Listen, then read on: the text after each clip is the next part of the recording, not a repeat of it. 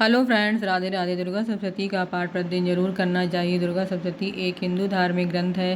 दुर्गा सप्तशती का पाठ प्रतिदिन अगर आप नहीं कर पाते हैं तो नवरात्र में दुर्गा सप्तशती का पाठ जरूर करना चाहिए। दुर्गा सप्तशती में राक्षस महिषासुर पर देवी दुर्गा की विजय का वर्णन किया गया है। दुर्गा सप्तशती को देवी महात्म्य चंडी पाठ के नाम से भी जाना जाता है। इसमें 700 श्लोक और 13 अध्याय हैं। दुर्गा सप्तशती का अध्याय 10 में ऋषि कहते हैं, राजन, अपने प्राणों के समान प्यारे भाई निशुम्भ को मारा गया देख तथा सारी सेना का संहार होता जान कुपित हो गया। दुष्ट दुर्गे, तू बल के अभिमान में आकर झूठ मूठ का घमंड ना दिखा। तू बड़ी माननी बनी हुई है, किंतु दूसरी स्त्रियों के बल का सहारा लेकर लड़ती है। ओ दुष्ट, मैं अकेली ही हूँ। इस संसार में मेरे सिवा दूसरी कौन है? देख, मैं ये सब मेरी ही विभूतियाँ हैं, अतः मुझ में ही प्रवेश कर रही हैं। तदंतर ब्रह्माणी आदि समस्त देवियाँ अंबिका के शरीर में लीन हो गई हैं। उस समय केवल अंबिका देवी ही रह गई हैं। मैं अपनी ऐश्वर्य शक्ति से अनेक रूपों से यहाँ उपस्थित हुई हूँ। उन सब रूपों को मैंने समेट लिया है। अब अकेली ही युद्ध में खड़ी हूँ। तुम भी स्थिर हो जाओ।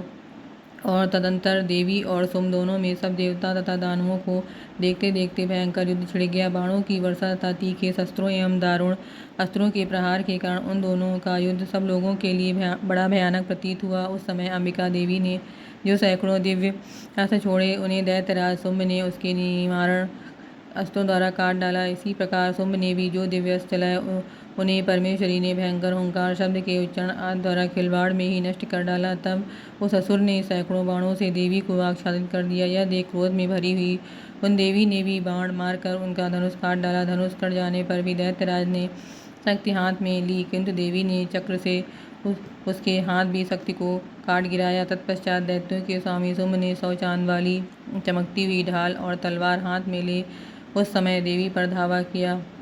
उसके आते ही चंडिका ने अपने धनुष से छोड़े हुए तीखे बाणों द्वारा उसकी सूर्य किरणों के समान उज्ज्वल ढाल और तलवार को तुरंत काट दिया।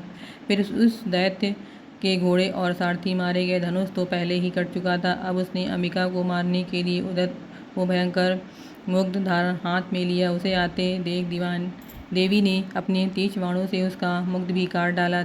इस पर भी वह असुर मुक्का तानकर बड़े वेग से देवी की ओर झपटा। उस दैत्य राज ने देवी की छाती में मुक्का मारा। तब उन देवी ने भी उसकी छाती में एक चाटा जड़ दिया। देवी का थप्पड़ खाकर दैत्यराज शुंभ पृथ्वी पर गिर पड़ा, किंतु पुनः सहसा पूर्वत उठकर खड़ा हो गया। फिर वह उछला और देवी को ऊपर ले जाकर आकाश में खड़ा हो गया। तब चंडिका आकाश में भी बिना किसी आधार के ही शुंभ के साथ युद्ध करने लगी। उस समय दैत्य और चंडिका आकाश में एक दूसरे से लड़ने लगी। उनका वह युद्ध पहले सिद्ध और मुनियों को विस्मय में डालने वाला हुआ। फिर अंबिका ने शुंभ के साथ बहुत देर तक युद्ध करने के पश्चात उसे उठाकर घुमाया और पृथ्वी पर पटक दिया। पटके जाने पर पृथ्वी पर आने के बाद वह दुरात्मा दैत्य पुनः चंडिका का वध करने के लिए उनकी ओर बड़े वेग से दौड़ा। तब समस्त दैत्यों के राजा शुंभ को अपनी ओर आते देख देवी ने त्रिशूल से उसकी छाती छेद कर उसे पृथ्वी पर गिरा दिया। देवी के शूल की धार से घायल होने पर उसके प्राण पखेरु उड़ गए और वह समुद्रों, द्वीपों तथा पर्वतों सहित समूची पृथ्वी को कांपाता हुआ भूमि पर गिर पड़ा। उस दुरात्मा के मारे जाने पर संपूर्ण जगत प्रसन्न एवं पूर्ण स्वस्थ हो गया तथा आकाश स्वच्छ दिखाई देने लगा। पहले तो उत्पात सूचक मेघ और उल्कापात होने लगे, वे सब शांत हो गए तथा उस दैत्य के मारे जाने पर नदियाँ भी ठीक मार्ग से बहने लगी। उसी समय शुंभ की मृत्यु के बाद संपूर्ण देवताओं का हृदय हर्ष से भर गया और गंधर्वगण मधुर गीत गाने लगे। दूसरे गंधर्व बाजे बजाने लगे और अप्सराएं नाचने लगीं। पवित्र वायु बहने लगी। सूर्य की प्रभा उत्तम हो गई। अग्निशाला की बुझी हुई आग अपने आप प्रज्वलित हो उठी तथा संपूर्ण दिशाओं के भयंकर शब्द शांत हो गए। इस प्रकार श्री मार्कंडेय पुराण में सावर्णिक मनवंतर की कथा के अंतर्गत शुंभ निशुंभ वध का 10वां अध्याय समाप्त हुआ।